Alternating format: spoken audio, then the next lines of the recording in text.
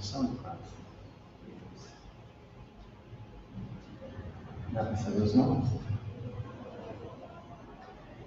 Pessoal, bom dia. Tudo bem com vocês? É um prazer estar aqui mais uma vez. Vamos dar continuidade. Hoje é um mix de palestras sobre efeitos do aquecimento global, tema bastante em evidência, e uma demonstração, um experimentozinho aqui, duas demonstrações. Então nós vamos envolver conceitos científicos acerca de um fenômeno extremamente importante e bastante evidência nos dias de hoje, com um experimento, uma aplicação prática dele, né? Vamos só aguardar uns instantinhos, né, esperando o pessoal conectar.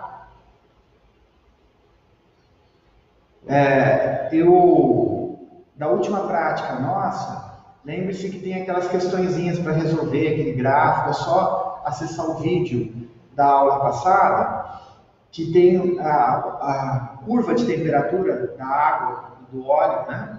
Eu fui aquecendo e eles foram aumentando a sua temperatura. É só colocar os valores tempo por temperatura e fazer o gráfico, traçar o gráfico e responder as questões. Qualquer dúvida, entre em contato comigo, por favor, hein? Essa aula aqui também vai gerar umas questõezinhas, vai ter um texto, umas questões que eu vou colocar depois no nosso portal. E na próxima aula nossa, a próxima aula na verdade é feriado, né? A próxima sexta é feriado, mas na próxima aula nossa, eu vou de novo ficar à disposição no fórum, né, no nosso portal da Fundação, e vou auxiliar vocês a responder aquelas questões, tá? Vou estar ali ajudando e depois vocês me reenviam para a gente poder compilar a nota e no final do segundo bimestre gerar a nota de laboratório, ok? Então, não deixem de fazer, ok?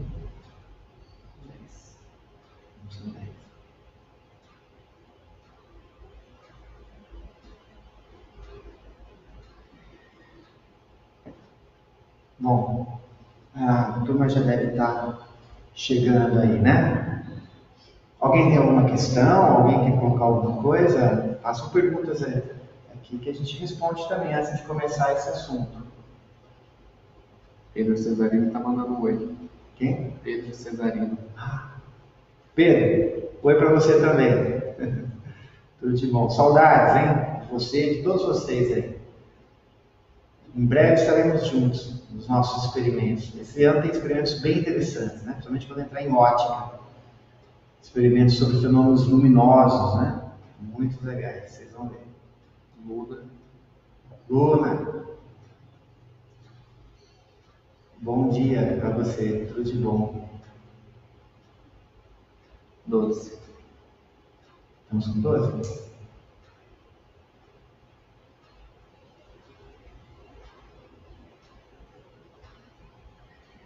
Bom, pessoal, nós precisamos iniciar o assunto, né? Porque a live ela tem um horário bem determinado, né? Das 9 por volta das 10 no máximo, né? Então ela tem um horário bem determinado. Nós precisamos começar o assunto. Eu sei que acho que a turma está entrando aos poucos aí. E depois vocês podem ver o vídeo também, né? O vídeo vai ficar tanto no Face, na fanpage da escola, quanto vai ter um link no YouTube também. É só acessar que vocês vão encontrar o que nós falarmos aqui, o que nós fizermos aqui vai estar lá. Como eu havia dito, então, efeito estufa aquecimento global, vamos fazer uma análise. Existe muita controvérsia acerca do tema, mas é uma controvérsia que está diminuindo o lado daqueles que são contra o efeito estufa, o aquecimento global, a potencialização do efeito estufa, são contra, e aumentando as noções que a ciência tem, né? A ciência nunca vai conseguir determinar 100%, mas ela vai agregando mais e mais conhecimento, sempre vai ter uma margem de incerteza, mas essa margem, com o conhecimento científico, vai ficando cada vez menor. Eu queria começar com vocês propondo, então, uma observação. O efeito estufa, que é um fenômeno natural, a gente vai ver aqui, ele diz que a potencialização dele gera um aquecimento global e que aumenta o nível do mar devido ao derretimento de geleiras. Então eu queria, nesse ponto, separar um pouco as coisas. Que tipo de geleira, o derretimento, de que tipo de geleira aumenta o nível do mar? Tá? Porque o aumento do mar aumenta, o nível do mar aumenta devido ao derretimento de geleiras? Sim, mas quais delas? Com isso eu vou fazer um experimento aqui, ó.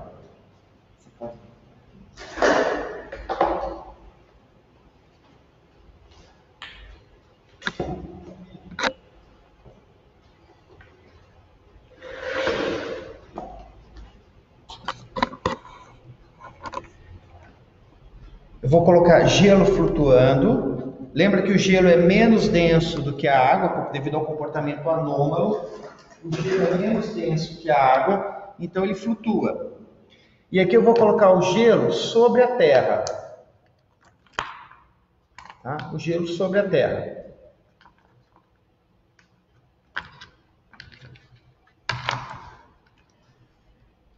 Representando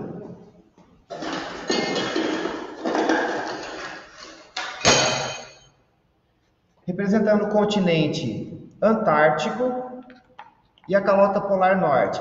Lembre-se que a calota polar norte, ela é gelo sobre água, é gelo que flutua, tá? Tanto que os submarinos eles passam por debaixo da calota polar. Então, é gelo flutuante. Já a Antártida, continente antártico, ele é gelo sobre terra. Lembra que a Antártida ela estava ali no sudeste asiático. Aí teve o advento da Pangeia, do deslocamento, da deriva continental, e a Antártida acabou indo se localizar no sul, no Polo Sul. Mas é continente. Se você cavar lá o gelo, a camada de gelo, você vai encontrar solo no Antártico. Inclusive tem fósseis de animais e de plantas que, por isso que eles falam que no passado muito remoto, na Pangeia, ela estava grudada ali, ela estava colada com o Sudeste Asiático, porque tem fósseis comuns, né? Assim como o Brasil e a África que encaixam, tirando aquela capa de gelo, e a Antártida tem muito gelo, é onde mais tem água doce do planeta é na Antártida, mas está tudo no estado sólido, praticamente, né? Então, esse experimento representa gelo sobre a Terra, Antártida e outros lugares também, e gelo flutuando, icebergs e calota polar norte. Eu vou fazer aqui uma marquinha, percebam bem aqui, ó. Eu vou fazer uma marquinha no nível da água. Aonde está o nível da água aqui? Vamos fazer uma marquinha aqui, tá? E vou fazer uma marquinha aqui também, ó. Bem no nível da água. Estão percebendo? Ó, nível da água, marquinha. E aqui também, nível da água, marquinha. Quando, sob a luz do sol, sob uma energia aí, esse gelo vai derreter e esse gelo vai derreter, tá? Vamos ver o que vai acontecer com o nível da água nesses dois casos. Vamos aguardar enquanto eu falo sobre o fenômeno.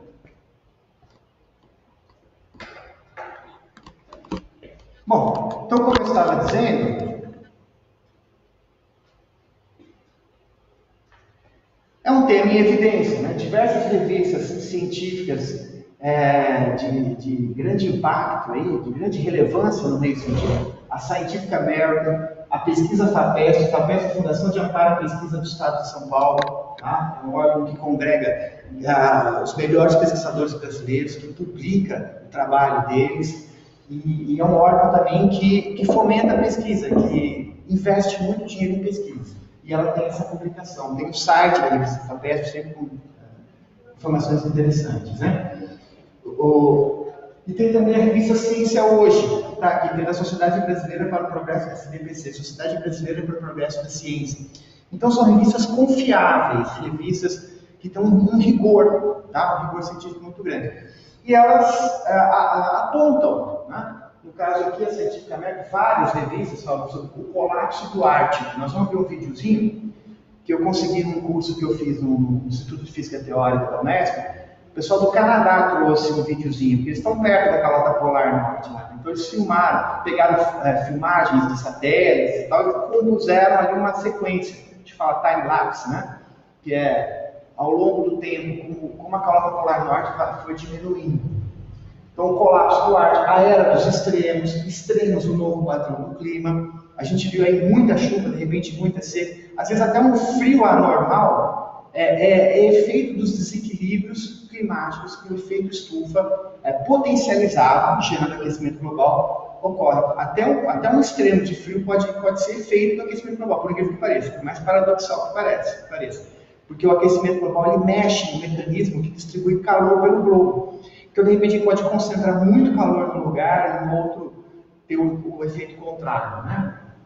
O Pedro Cesarino, ele quer saber se tem algum palpite do quanto o nível do mar pode se elevar. Pedro, tem sim. O IPCC, que é o Painel Internacional de Mudanças Climáticas, International Panel on Climate Change, ele tem estimativas, tá? É lógico que essas estimativas têm que ser revistas, mas preveu-se uma vez 1 milímetro por ano, vezes um século. Para esse ano estava previsto mais de 2 milímetros de aumento por ano. Isso parece pouco, tá? Mas coloca isso em 100, 200 anos. E muitas vezes essas previsões, elas estão aquém, muitas vezes, do que a natureza mostra. Às vezes o ser humano faz uma previsão e, infelizmente, nas questões climáticas, a natureza nos surpreende muitas vezes. Nós vamos ver aqui essa questão de temporalidade, e num gráfico aqui você vai perceber como é que o tempo que a gente vai dizer aqui é numa escala geológica, tá? Mas o nível do mar tem aumentando, sim. Inclusive essa revista aqui fala muito nisso, tá? Sobre sinais de alerta na costa brasileira. E já faz um bom tempo que ela foi publicada, então a gente percebe muito isso. Nós vamos voltar nesse assunto. Então, vamos entender um pouco da física do efeito estufa, a causa do aquecimento global e a influência do homem, que nós podemos fazer a respeito. Tá? Só para iniciar, o primeiro cientista que tornou o conceito de temperatura planetária um objeto de estudo da ciência foi Jean-Baptiste Fourier. Ele começou a pensar, bom, se a Terra recebe a energia do Sol e ela tem que liberar essa energia, ela recebe todo dia. Imagina, a Terra tem 4 bilhões e 500 milhões de anos. 4 bilhões, a Terra foi formada, o sistema solar foi formado há 4 bilhões e 500 milhões de anos. Todo dia ela se coloca de frente para o Sol, depois se vira de costas, se coloca de frente para o Sol. Imagina se todo dia ela fica com um pouquinho a mais de energia do que emite.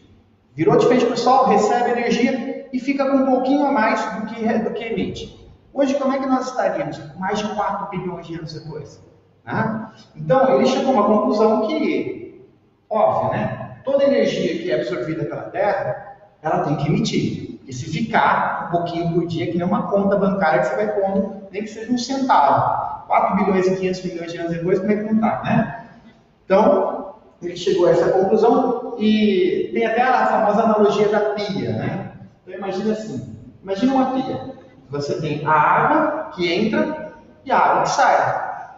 Se a cada instante ficar um pouquinho a mais de água, começar a ficar um pouquinho a mais aqui, um pouquinho a mais aqui, um pouquinho a mais aqui, e não parar, né? Se parar tudo bem, mas e se não parar? Muitos anos depois, o que acontece? Transborda, tá? Transborda. Então, é o que Jean-Baptiste falou. É preciso que toda energia que chega tenha que sair.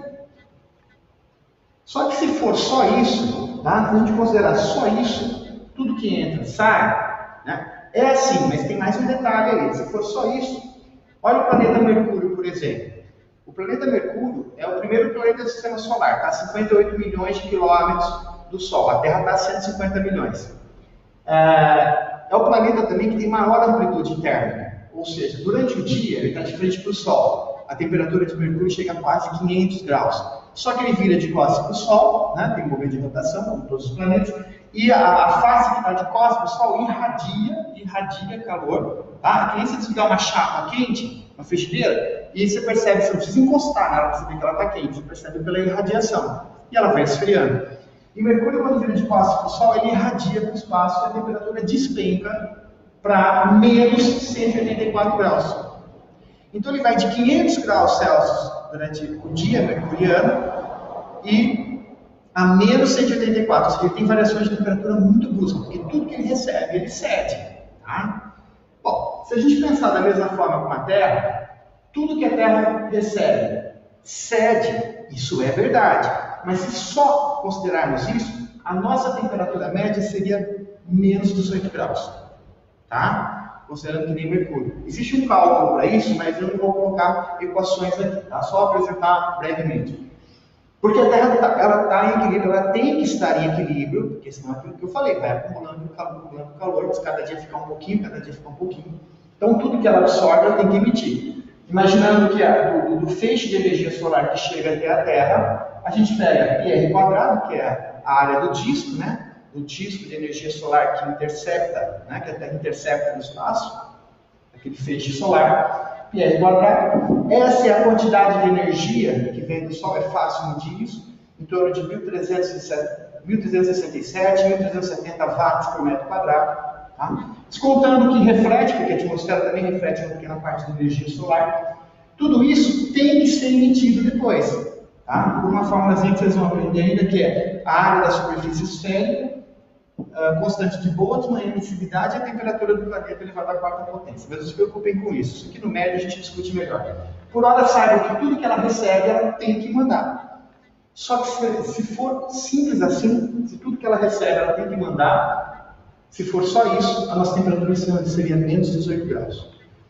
Com uma temperatura de menos 18 graus, nós não teríamos essa biodiversidade toda. Imagina, a menos 18 graus é a média, tá? Média.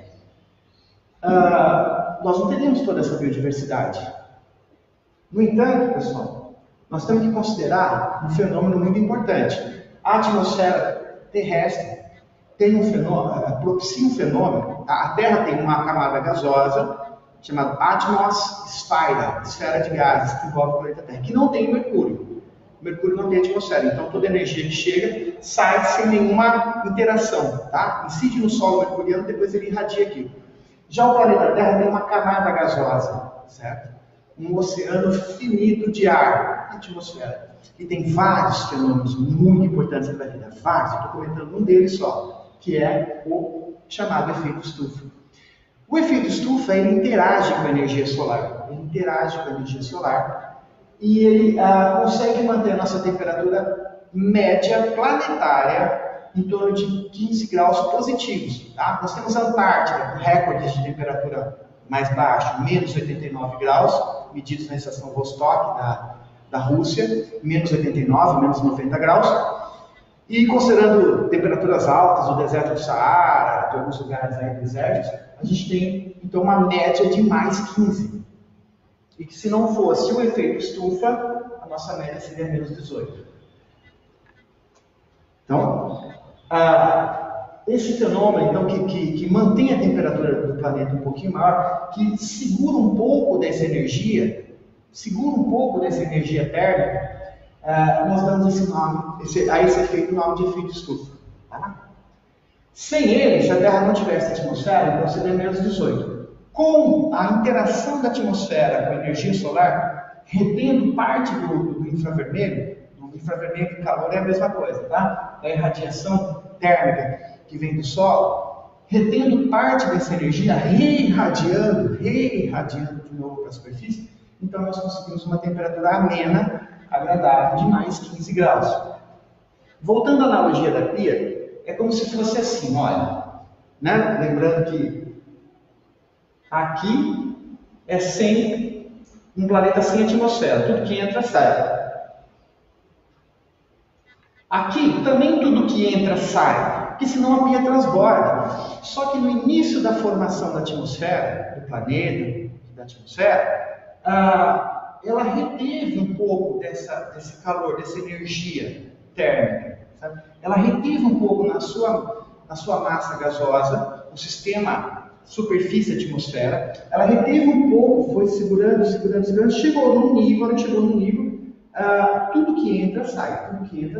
Ou seja, ela se equilibrou de uma forma que pudesse propiciar a vida. Tá? Se não fosse essa quantidade de energia que ficasse para nós não teríamos condição, provavelmente teríamos vida na Terra. Menos 18 graus existem animais, existem seres que vivem nessas temperaturas. São chamados até de extremófilos, né? Mas ficaria bem restrita a vida, não teria toda essa biodiversidade. Então, quer dizer, é como se a camada gasosa fosse no seu processo de formação, fosse acumulando um certo nível de energia. Chegou nesse nível de energia, aí sim, toda a energia que entra tem que sair, né? Aí tem que voltar e entrar em equilíbrio, mas mantendo um pouco ali, tá? Ou seja, isso aqui sem o efeito estufa, aqui com o efeito estufa. Portanto, pessoal, o efeito estufa é um fenômeno natural, é um fenômeno importante. Sem ele, seria muito difícil a vida ter toda essa biodiversidade, ela se manter, seria difícil. Então, o efeito estufa é um fenômeno importante para a vida, manter a temperatura em níveis amenos, tá? E permite toda a biodiversidade. E aqui não seria mais difícil, a vida poderia existir, mas com mais dificuldade, com menos diversidade. Bom, o efeito estufa, então, o que acontece? Detalhando um pouco mais a física do efeito estufa, vocês aprenderam no laboratório, né? Ondas mecânicas e ondas eletromagnéticas. A luz é uma onda eletromagnética, tá? Vibração de cargas atômicas gera uma vibração que a gente chama de luz visível, daqui, luz visível, que vai do vermelho ao violeta. A gente chama de luz aquilo que os nossos olhos conseguem resolver, conseguem entender. Mas abaixo do vermelho, que a gente conhece, tem o infravermelho, são frequências menores que o vermelho, só que os nossos olhos, que são sensores que captam ondas eletromagnéticas, mas eles captam nessa frequência aqui. Abaixo do vermelho a gente não enxerga, que é o infravermelho. Acima do violeta a gente também não enxerga, que é o ultravioleta. Então, o espectro visível dos nossos olhos, que são sensores que captam ondas eletromagnéticas, ele veio ajustado para entender do vermelho ao violeta. Tá? Mas frequências menores que o vermelho são infravermelho, que é, por exemplo, ondas de calor. Todo corpo aquecido irradia infravermelho, calor. Por isso que eu posso ver qualquer um de vocês numa sala totalmente escura, eu não vejo nada, mas aí eu coloco um NVG, Night Vision Goggles, um óculos de visão noturna, e eu consigo ver todo mundo. Por quê? Porque todo mundo está irradiando calor, está iluminado no infravermelho. Não está irradiando, então brilha, só que a gente não vê o infravermelho. Né? Então, a energia solar que vem, ela vem em todas as frequências. O Sol emite todas as frequências. Tem um pico de irradiância na frequência do visível. Então, toda a energia solar que vem, uma pequena parcela reflete, a outra adentra, luz visível. A luz incide no solo, no chão. A atmosfera é praticamente transparente à luz. A atmosfera é transparente à luz, a luz atravessa a atmosfera. Essa luz incide no solo. O solo, absorvendo essa energia, aquece-se e irradia energia também, só que numa outra frequência, na frequência do calor. Ou seja, a luz que é energia chega no chão, o chão aquece-se e devolve essa energia, só que devolve numa outra frequência, num outro comprimento de onda. Lembre-se que a energia não perde, não se cria, se transforma. Tá? A energia não perde, não se cria, se transforma. Então, chega uma forma de energia, interage com o solo irradia energia. Tá? Só que numa outra, a energia não perde, não se cria, se transforma, transformada em ondas de calor. A diferença da ondas de calor é que, conforme você vai aumentando a frequência, as ondas vão ficando mais curtas, tá? Então você tem aqui uma onda mais curta, vai aumentando o comprimento de onda, vai diminuindo a frequência, tá? Ou seja, quanto maior a frequência, menor o comprimento de onda. Então você pegar uma corda e subir e descer devagar, as ondas formadas na corda serão longas em termos de comprimento de onda. Agora começa a aumentar a frequência de oscilação da corda.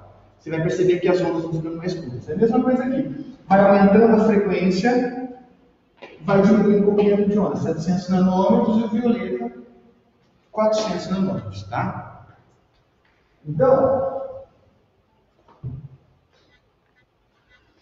na questão da interação da atmosfera com a energia solar, é assim. As ondas mais curtas, inclusive caíram na FUVEST, o ano passado, primeira fase. Que é a alternativa correta, depois eu coloco para vocês, está dizendo que a gente recebe do Sol em ondas curtas e reflete em ondas mais longas. Tá? Era a alternativa que continha a resposta correta. Tá? Tinha outras coisas para responder também, mas uma delas ele fala assim, as outras alternativas dizem, a gente recebe em ondas longas e reflete em ondas curtas. Não, a gente recebe em ondas mais curtas e reflete em ondas mais longas. A luz visível é de frequência mais alta, comprimento de onda menor, e a luz visível, comprimento de onda maior. Ondas mais curtas,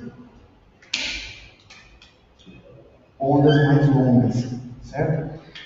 Bom, só que o que acontece é o seguinte, então a energia solar vem, o solo irradia calor. O calor irradiado pelo solo, ele interage com alguns gases da atmosfera. Porque se a atmosfera fosse transparente ao calor, ao infravermelho, a luz entra e o calor sairia e a gente teria menos 18 graus, tá? Porque os gases da atmosfera poderiam ser transparentes, são transparentes à luz, poderiam ser transparentes ao calor também. E aí a gente perderia tudo, a Terra não teria aquele acúmulo. Mas alguns gases que compõem a atmosfera terrestre, que a gente vai ver daqui a pouco, eles interagem com o infravermelho. Eles absorvem o infravermelho e reirradiam. Está na banda de absorção desses gases.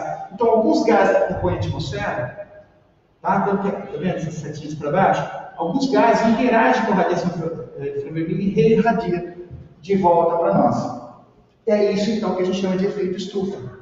Essa quantidade de energia que interage com alguns gases da atmosfera, com o vapor de água também, o vapor de água é um dos mais poderosos elementos de efeito estufa, e que mantém a Terra naquele nível energético, tá? que é agradável, que propicia a vida. Só que manteve esse nível energético, depois que acumulou essa quantidade de energia, tudo que entra tem que sair, não pode ficar acumulando mais, tudo que entra tem que sair. Bom, só para a gente ter uma ideia de como a coisa funciona, aquele vidro, por que a gente fala de efeito estufa, apesar de ser uma analogia não muito adequada, chamar a atmosfera terrestre de uma estufa? É porque o vidro é transparente à luz. Você pode ver através do vidro, não é? Sim. Então aqui tem um cientista segurando o vidro. Aí eu apago a luz, escuridão total, e ligo uma câmera de infravermelho. Um FLIR, Forward Looking Infrared. Você vê a mão que está irradiando calor, só que o rosto e o pescoço dele, que ele irradia muito calor, o vidro é opaco. O vidro não deixa o calor passar. O vidro é uma parede do calor, tá? Então, o vidro é transparente para a luz, mas opaco para o infravermelho. O vidro é transparente do vermelho ao violeta, mas ele é opaco para o infravermelho. Que nem essa parede aqui. Essa parede aqui não deixa a luz visível passar. Eu não consigo ver o que está na sala ao lado. Mas se eu puxar uma antena e um radinho aqui, eu consigo pegar as ondas de rádio. As ondas de rádio são ondas eletromagnéticas que nem a luz. Só que são bem mais longas, então elas atravessam essa parede. Mas a luz não atravessa. Então há uma interação, né, diferenciada aqui. A luz passa pelo vidro e o calor não passa pelo vidro. Então por isso que a gente chamou de efeito estufa, por causa da estufa de plantas. Do carro, por exemplo. O carro deixa a luz entrar, por isso que o carro sob o sol. Por que o carro sob o sol esquenta muito? Porque o vidro é transparente à luz. A luz passa, incide no painel, incide no banco, no interior do carro, uma forma de energia, não perde, não se utiliza, se transforma. O painel, o banco, recebe a luz solar, aquece e irradia calor, só que o calor é uma onda mais longa. O vidro, que é transparente à luz, é opaco ao calor. Então ele deixa a luz entrar e dificulta o calor sair. Vai formando efeito cumulativo. Se você deixar o carro sob o sol por algumas horas, você vai saber o que eu estou falando, né? A estufa de plantas também para manter um ambiente quente e úmido. John Tyndall, um físico inglês, fez um experimento que ele encheu isso aqui com um gás, dióxido de carbono, ele encheu com vários gases, né? Para mostrar qual gás interagia com o calor. Então ele enchia com um determinado tipo de gás, por exemplo, oxigênio. O calor passava pelo oxigênio e não aquecia o gás. Nitrogênio, o calor passava, também não interagia. Mas na hora que ele colocava dióxido de carbono, o dióxido de carbono interagia com o calor e se aquecia. Então um experimento aqui, foi como se diz? Uma representação atual, né? Ele coloca uma chama aqui, o tubo com dióxido de carbono e aqui a câmara infravermelha. Desaparece quando ele enche com dióxido de carbono.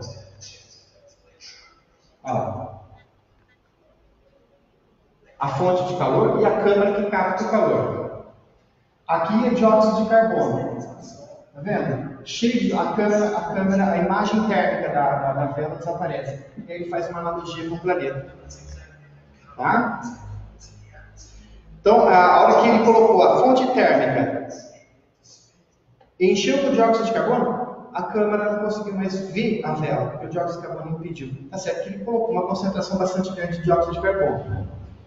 A concentração na atmosfera terrestre é bem pequena em dióxido de carbono, porque se tivesse uma concentração muito grande seria difícil, a gente vai ver. Porque ó, na Terra, então, acontece o efeito estufa, que nos dá uma temperatura de mais 15. Vamos comparar 3 efeitos estufa rapidamente aqui. Tá? A luz vem, aquece o solo aquecido emana calor. Esse calor parte, fica, né? E mantém aquele nível, e depois sai. E aí, depois que manteve essa quantidade de energia suficiente para manter a vida, tudo que entra tem que sair, para não acumular muito. Vênus também tem efeito estufa. Só que a atmosfera venusiana é muito rica, muito densa em gases de efeito estufa, em gases que interagem com o calor. Então, como ela tem uma concentração muito grande de gases de efeito estufa, chamados até de GEE, gases de efeito estufa, ela se equilibrou, a atmosfera venusiana se equilibrou num nível energético muito alto. Tá? Então, tudo bem, que depois que ela se equilibrou, tudo que entra tem que sair. Só que devido à concentração da atmosfera venusiana, ela chega a uma temperatura média de 462 graus Celsius. Mercúrio vai de 500 a menos 184, dá uma média de 170. A temperatura média de Vênus, que tem efeito estufa, é mais alta que a de Mercúrio. Vênus é o segundo planeta do sistema solar. Mercúrio, Vênus, Terra. Né? Então, quer dizer, o efeito estufa em Vênus é muito acentuado. Ela se equilibrou num nível energético muito alto. Se a gente for para o nosso outro vizinho, Marte, já é o contrário. A atmosfera venusiana, a atmosfera marciana, ela é muito rarefeita, muito tênue.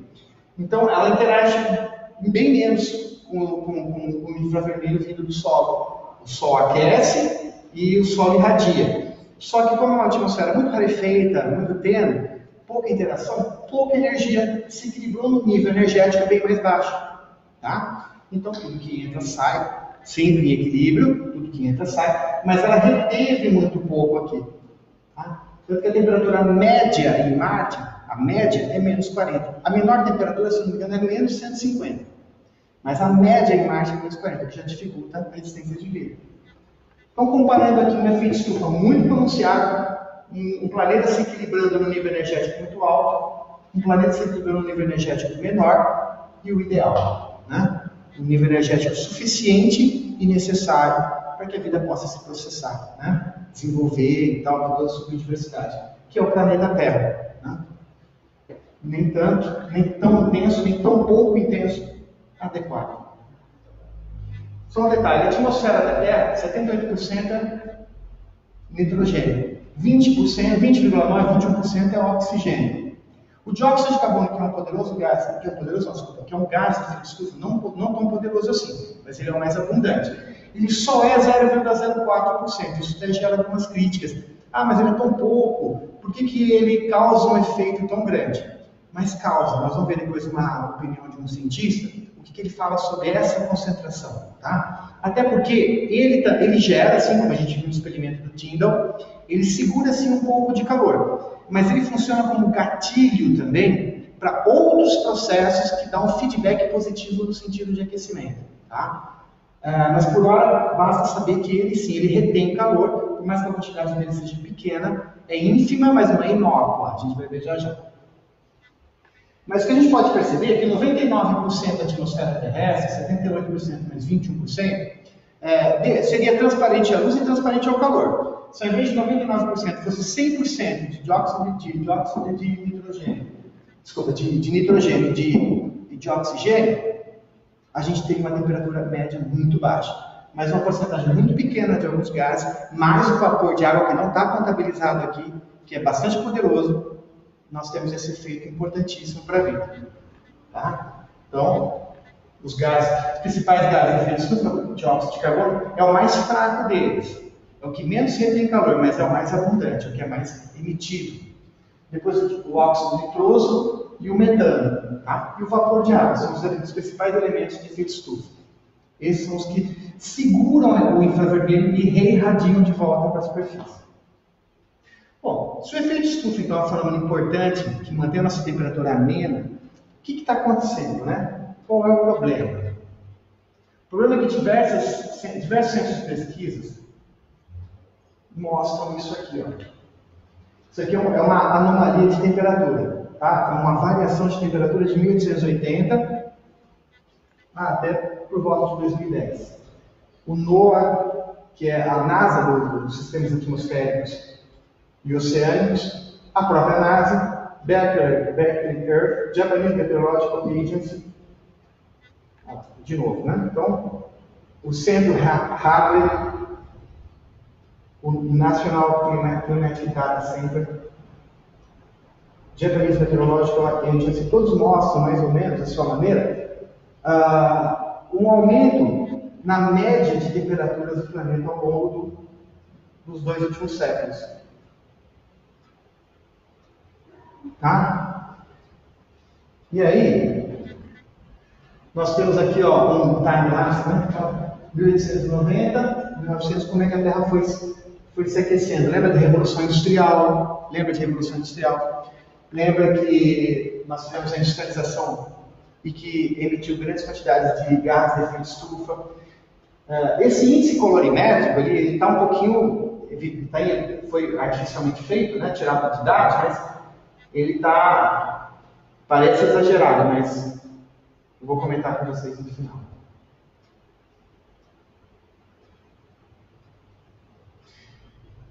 Aqui é a região do planeta que mais se aqueceu. É frio pra caramba, mas em média houve 4 graus de aumento de temperatura lá. Tem lugares do planeta que até esfriou, tá? Mas quando você coloca tudo isso numa média, a gente percebe que nesse século a Terra aqueceu quase 1 grau, praticamente 1 grau na sua média. A média temperatura planetária aumentou em 1 grau, tá? Você fala, nossa, mas aqui parece que esquentou pra caramba. Não, é que o índice colorimétrico é para evidenciar. Aqui foi a possibilidade de 4 graus, aqui foi menos, aqui foi até menos, aqui até esfriou, só que você põe tudo isso numa média, dá 1 grau acima da média planetária normal. E qual seria a culpa disso? Alguns dizem que é o Sol, certo? Só que tem esse gráfico aqui da NASA, climatenasa.gov, que mostra a atividade solar, certo? As atividades solares normais. O Sol tem picos de 11 anos, né? De mais atividade, menos atividade, mais atividade. Ou seja, ele tem um pico normal de atividade. Depois ele volta ao normal. E a nossa temperatura, que é esse gráfico aqui, então irradiância solar, ó, amarelinho, e vermelho a temperatura. Só que a nossa temperatura, mesmo quando o Sol volta ao seu pico normal, a nossa temperatura continua aumentando. Tá? Então, será que é o Sol o culpado pela nossa anomalia de temperatura, pelo aumento da nossa média? Vulcanismo, será que seriam os vulcões? Os vulcões emitem grandes quantidades de gases de efeito estufa. Mas não explode um vulcão todo dia, né? Eles explodem em alguns momentos, depois eles param. E aquilo se dilui. Ou será que seria hábitos, né, insustentáveis de consumo exagerado além do normal da nossa sociedade, que passa dessa condição para essa. Infelizmente, nesse momento, forçosamente, a gente tem visto que o ar está mais limpo devido a essa pandemia, né, que obrigou as pessoas a ficarem em casa. Mas isso é um jeito ruim, né, de limpar o ar. O ideal seria que quando as pessoas voltassem às suas vidas normais, elas tivessem modos de vida mais sustentáveis. A gente vai discutir um pouquinho de soluções, mas tivessem uma maneira mais adequada, usasse a energia na medida do necessário. O que eu falo assim, não é não usar energia. Nós temos que usar energia, nós temos que comprar coisas para o nosso uso. O problema não é o uso, é o abuso. Tem estudos da USP e da Unicamp que falam que se as pessoas usarem energia na medida do necessário, né, o consumo de energia do país, do Brasil, cairia 30%. Falar como isso? É só você imaginar quantas luzes devem estar acesas nesse momento, em Jaú ou no Brasil, sem necessidade de estarem acesas. Tá? Quantos equipamentos estão funcionando? Às vezes a gente sai do quarto, larga a luz acesa, larga a televisão funcionando, vai fazer outras coisas, volta um tempão depois e estava aquilo ali. Então, para quê, né? Portanto, não é não usar, mas é usar, sem abusar, né? Então, vamos lá.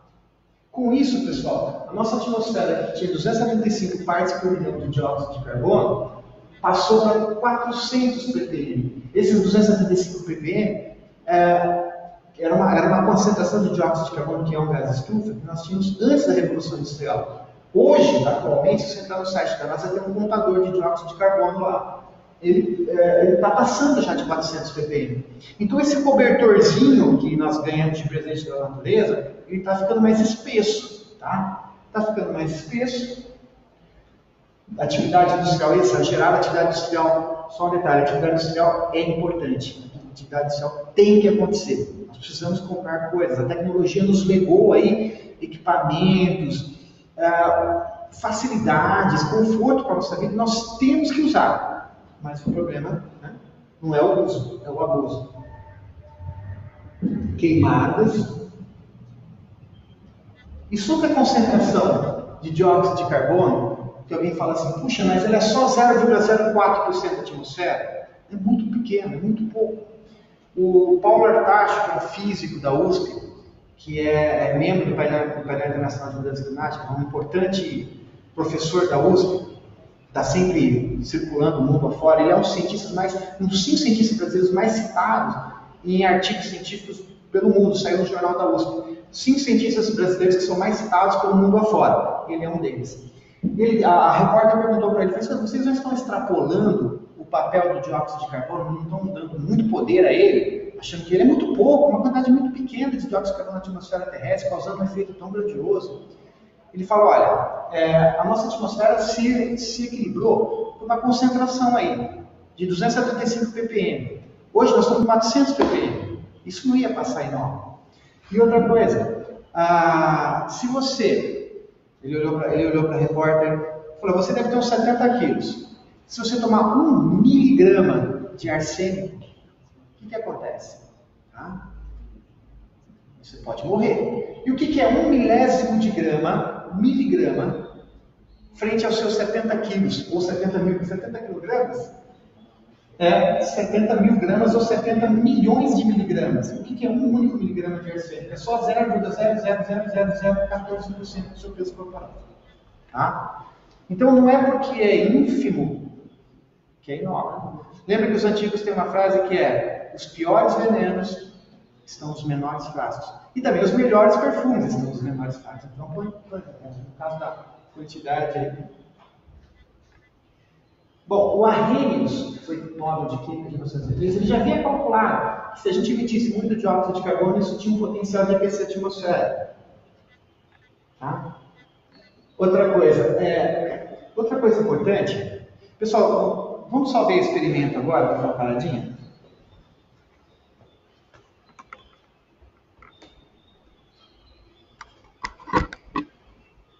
Olha, o gelo que estava flutuando, lembra do começo da nossa experiência? O gelo que estava flutuando, percebam aqui, ele derreteu. Consegue mostrar para eles aqui a superfície disso? Ó, o gelo derreteu totalmente. O gelo derreteu. Lembra que eu coloquei pedras de gelo aqui, que nem aqui. Ele derreteu totalmente. Ele aumentou o nível do mar? Olhem a marquinha aqui agora. Ó. Ele aumentou o nível do mar? Não. O gelo que estava aqui derreteu, mas não aumentou o nível do mar. Portanto, a calota polar norte, que é gelo flutuante, se ela derreter, ela vai causar um desequilíbrio muito grande, muitos problemas, mas ela não aumenta o nível do mar. Agora, veja o gelo que está sob continente, o gelo da Antártida, que é o lugar do planeta que mais tem gelo, mais tem água doce no estado sólido. Ele é gelo sobre terra, gelo sobre o continente. Dá uma olhada, ó, vou até balançar para vocês verem aqui o nível. Tá vendo o nível da água aqui? Olha o que a gente fez. A água estava aqui. Olha para onde foi. Tá? Então o gelo que está sobre terra, sobre o continente, esse sim, se derreter, ele vai para o mar. E ele aumenta o nível do mar. Tá claro? Agora eu vou colocar aqui, só para depois a gente discutir outra coisa, que é o efeito albedo. Albedo é um conceito da geografia que fala sobre a refletividade do solo, né? Efeito albedo, refletividade do solo. Vou colocar aqui, equidistante, 2 termômetros, uma capinha escura e uma capinha branca. E vocês vão entender já já o que eu quero fazer com isso.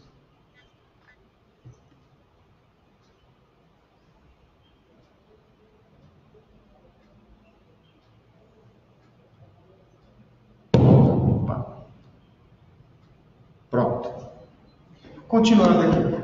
Uma coisinha que o pessoal costuma dizer, fala assim, olha, por que esse efeito estufa é culpa do ser humano? Se já teve outros efeitos estufa em eras geológicas passadas, o ser humano nem estava aí. É verdade isso? É verdade. Já teve vários efeitos estufa em eras geológicas passadas. 300 mil anos atrás, 400 mil anos atrás, teve outros efeitos estufa.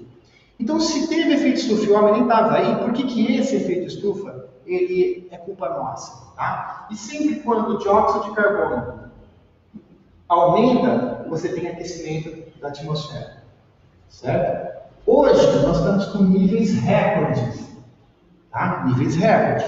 Mas tudo bem, aqui teve nível alto de dióxido de carbono, aqueceu, teve efeito estufa, e a gente nem estava aí, certo? O Pedro Cesarino está com 2 dúvidas. Uhum. Se existe algum animal capaz de ver ondas infravermelhas, ultravioletas? Sim, Pedro, sim. O professor de biologia pode falar melhor que eu, mas, por exemplo, a serpente. A serpente ela tem um sensor chamado fosseta L'Oreal, uma coisa assim, que é um professor de biologia. Mas ela fica ali de tocaia, né? E quando passa um animal, um ratinho, por exemplo, que é de sangue quente, ela vê ele pulsa no infravermelho, como se fosse uma lâmpadazinha acesa, tá? Então, esse calor emanado pelo animal ativa a cobra e ela dá o bote certeiro, ela vê o calor emanado, então ela vê infravermelho, ela tem um órgão para isso, para sentir o calor emanado pelo corpo do animal, tá? Tem sim. E o ultravioleta, se não me engano, tem uns tipos de pássaro que vê o ultravioleta, principalmente no rastro de xixi que alguns animais que são presas dele, reflete, então ele sabe que tem um rastro ali que consegue achar, tá? Mas tem sim, tem. Nós temos uma vida mais diurna, a gente se ajustou, inclusive é uma tese aí de alguns biólogos, que os nossos olhos, os nossos sensores que captam as eletromagnéticas, os olhos, se ajustaram para ver do vermelho ao violeta, porque é a faixa de frequência que o nosso Sol, a nossa estrela, mais emite.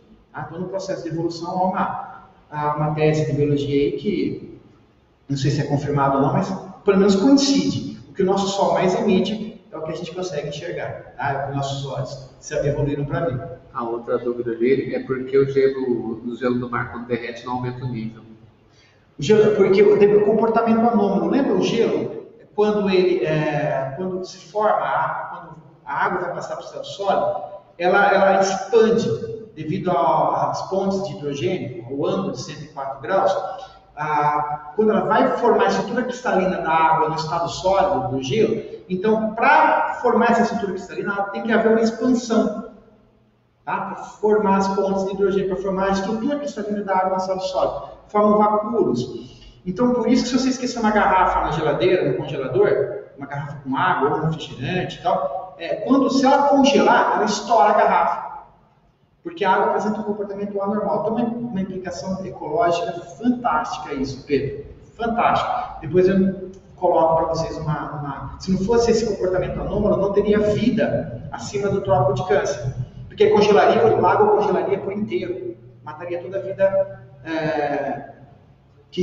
a vida aquática dos lagos, né, e rios. Mas como ela tem esse comportamento anômalo, quando ela vai congelar, ela expande. Portanto, o gelo fica menos denso. Que é o que vocês viram aqui, né? O gelo é menos denso que a água. Vou colocar aqui de novo. Né? Ele flutua.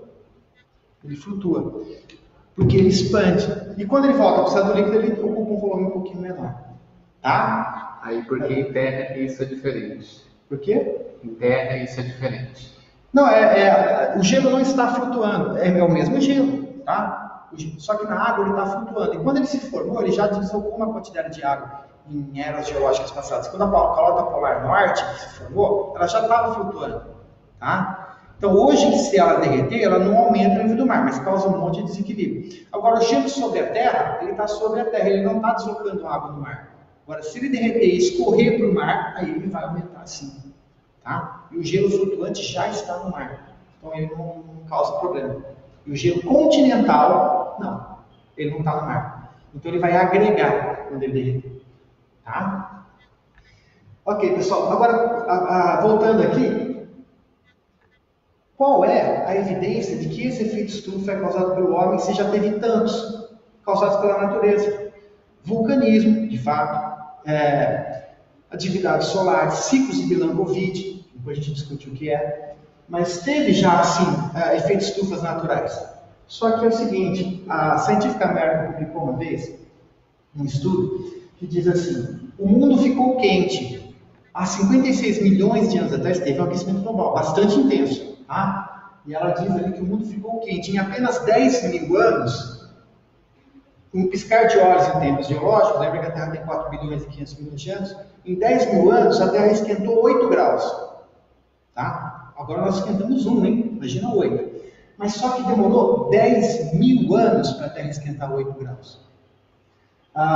Isso significa, se você pegar e fazer uma continha simples, vai dar 0,08 graus Celsius por século. Então, quando o aquecimento global ocorre por fatores naturais, houve aquecimentos globais bem intensos, mas ele leva essa taxa, aproximadamente 0,08 graus Celsius por século. 0,08 graus Celsius por século. Então, em 10 mil anos, você tem realmente uma temperatura bastante elevada, depois aquilo volta ao normal. O que nós imprimimos na natureza foi uma taxa de aquecimento de praticamente 1 grau Celsius por século. Então, isso não tem parâmetro, não tem um paralelo nos efeitos estufa causados pelo próprio planeta, os efeitos estufas naturais. Toda vez que você tinha efeitos estufas causados por causas naturais, a taxa de aquecimento era 0,05 graus Celsius por século. Esse aqui que foi considerado às pressas, 0,08 graus Celsius por século. Tá? Então é uma taxa muito mais lenta em que os organismos conseguem diminuir. Essa reportagem fala sobre que os animais nessa época diminuíram um pouco o seu tamanho, comparando os fósseis e tal. Mas essa é uma evidência de que o efeito estufa não é natural. Esse que está acontecendo agora. A taxa de aquecimento que está muito acelerada em relação aos naturais, e também porque hoje em dia a química está evoluída a ponto de poder pegar uma amostra de ar do dióxido de carbono, que pode vir da respiração de um animal, que pode vir de uma atividade microbiana, de diversos processos naturais, mas a química moderna sabe diferenciar o dióxido de carbono que veio de uma fonte natural do dióxido de carbono que veio de uma queima de combustível fóssil.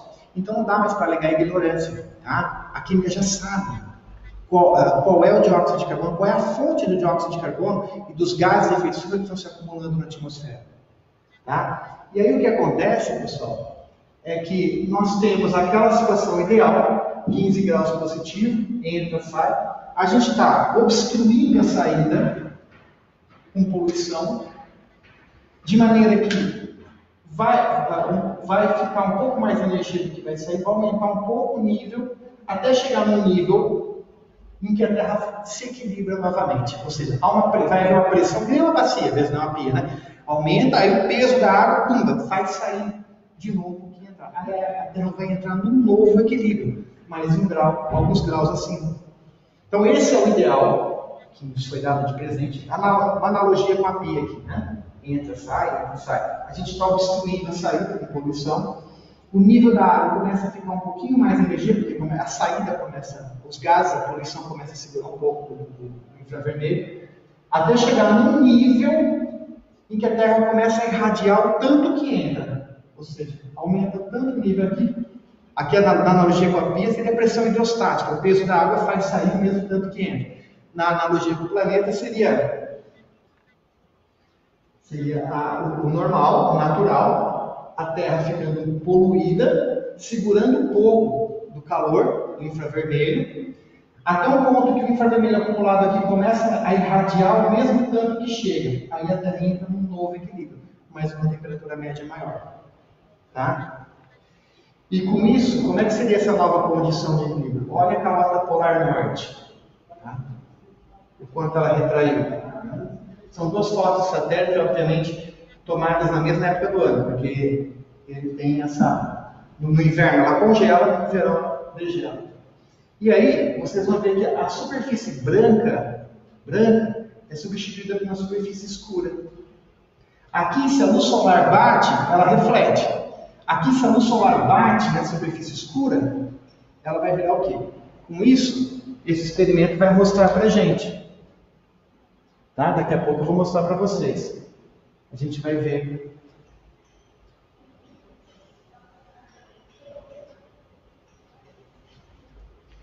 A luz solar aqui reflete e a superfície escura ela absorve a luz e transforma em calor. Derretimentos, aumento do nível do mar. Então, o aumento, só um detalhe, o aumento do nível do mar, pessoal, ele acontece pelo derretimento do gelo que está sobre o continente. Mas tem um outro motivo também, importante para o aumento do nível do mar. Toda substância aquecida não dilata, toda substância aquecida não expande, né? O material quando aquece, dilata, né? Sofre a expansão térmica. Então o nível do mar não seria diferente. Existe uma fórmula na física que é a variação volumétrica depende do volume inicial, coeficiente de expansão e variação de temperatura. Então, ΔV, que seria o volume do mar, volume inicial do mar, V0. A variação de volume do mar depende do coeficiente e depende da variação de temperatura. Portanto, quanto mais varia a temperatura, quanto mais aumenta a temperatura, mais você tem uma variação volumétrica, ou seja, você tem uma expansão do nível do mar. Tá? Uma dilatação, que é também responsável pelo aumento do nível do mar. Bom, isso aqui foi tirado há muito tempo, essa máscara era por causa da poluição. Hoje ela é por causa da pandemia, infelizmente, né? Que vai passar em breve. Esse videozinho aqui, pessoal, os canadenses trouxeram naquele curso que eu falei para vocês que eu fiz no Instituto de Física Teórica. É um vídeo do Perimeter Institute for Theoretical Physics, do Canadá. Eles trouxeram. O interessante é que esses canadenses, eles eram céticos, eles não acreditavam no aquecimento global provocado pelo homem, há 4 anos atrás. Mas no ano passado, quando eu fiz um curso com eles, eles viram evidências, eles falaram, agora não tem como, as evidências são muito fortes, né? É um time-lapse também, que mostra de 1985, no inverno congela, isso aqui é gelo, depois no gelo, no inverno, verão derrete, gelo, inverno, verão derrete. E esse gelo aqui é um gelo mais denso, né? Então, inverno, verão. Inverno, verão.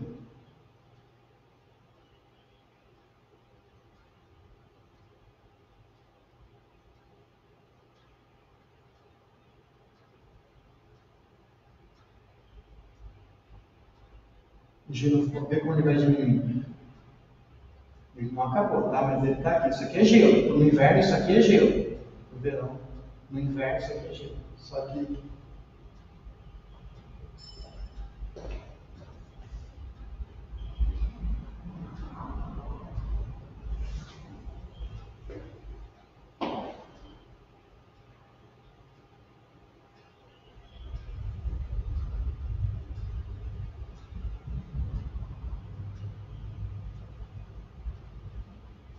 aqui é gelo, tá, pessoal? Não é que acabou o gelo, não. Aqui tá, a espessura dele diminui, então ele dá uma coloração diferente. Mas infelizmente diminuiu a espessura, mas é gelo aqui, ainda tem gelo, tá? Então, você nota que houve aquela diminuição que os satélites também mostraram aqui, ó, aquela diminuição. Tá? Então, pessoal, com isso, você consegue mostrar aqui? Olha, vocês conseguem ver a variação de temperatura aqui, ó? O que está com a capa branca, 40 graus, 41, 42. O que está escuro, 60 graus. Conseguem ver aqui? Não sei se vocês conseguem ver. Eu vou tirar aqui. Oi? Ó, vou tirar da luz aqui, ó. Ele vai esfriar um pouquinho. 40, 60. A diferença. A superfície branca reflete a luz e absorve pouco. mas o escuro absorve bastante. 60, está baixando um pouquinho para 58, porque eu tirei de perto da fonte de luz. Mas ó, tá? Estava aqui no 60, já baixou um pouquinho aqui também. Mas notem que a superfície branca... Obrigado. A superfície branca vai causar essa... Bom, pessoal, terminando aqui, para terminar... Quanto tempo já deu? 10h03. Nossa, passou de 1 hora. 1 hora lá, certinho. Tá. Acabando aqui, pessoal, as possíveis soluções seria então aquilo que eu falei para vocês. Usar a energia na medida do necessário. Tá? O quilowatt-hora mais verde que existe, não é o que vem de energia solar, esse é também, mas é aquele que é poupado. Tá? Poupado. Aqui, tudo ligado, sem ninguém aproveitando. A reciclagem. Se você tirar alumínio da natureza, você usa 100 unidades de energia. Se você reciclar, cai para 25, cai 4 vezes a energia necessária para você desfazer uma latinha e refazer de novo. Tá? A reciclagem é muito importante. O uso de energias alternativas, combustível, biocombustíveis, lâmpadas eficientes, né? Energia solar. O Brasil tem um grande potencial solar. Grande potencial solar. O Estado de São Paulo também. Essa é a minha conta de luz, de energia, é que eu mudei de casa, mas quando eu pus um painel fototérmico, aquele que esquenta a água do banho, olha o quanto caiu o consumo de energia na minha casa. Tá? Era isso, caiu para isso. O que esquenta a água, não o que gera eletricidade. Então, pessoal, é preciso a gente mudar os nossos hábitos. Não é não usar a energia, não é não usar todos os equipamentos tecnológicos que a ciência humana nos proveu. Não, é usar, mas usar sem abusar, né? Com consciência, com eficiência e na medida do necessário. Uso sem abuso. E aí o planeta dá conta de se regenerar. Obrigado, pessoal. Então até a próxima. Se alguém tem alguma pergunta. Tá. Um prazer estar com vocês. Na próxima aula a gente vai interagir pelo fórum. Tá? Obrigado, pessoal.